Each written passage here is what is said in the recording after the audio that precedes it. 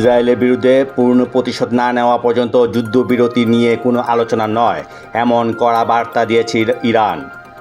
দেশটি স্পষ্ট করে জানিয়ে দিয়েছে, হামলা অব্যাহত থাকলে কোনো মধ্যস্থতা কিংবা আলোচনা ইরানের পক্ষে গ্রহণযোগ্য নয়।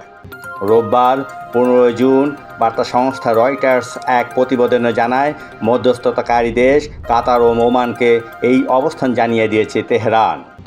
রয়টার্সকে এক ইরানি কর্মকর্তার নাম প্রকাশ না করার শর্তে বলেন, আমরা কাতার ও ওমানকে পরিষ্কার করে জানিয়েছি, প্রথম হামলার সম্পূর্ণ প্রতিশোধ না নেওয়া পর্যন্ত যুদ্ধবিরতি নিয়ে আলোচনা হবে না।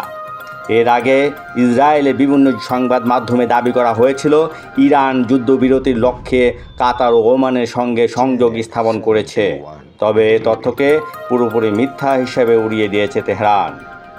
বিশ্লেষকরা মনে করছেন, ইরানের এই অবস্থান যুদ্ধক্ষেত্রে উত্তেজনা আরও বাড়াবে এবং মধ্যপ্রাচ্যে নতুন করে সংঘাতের আশঙ্কা।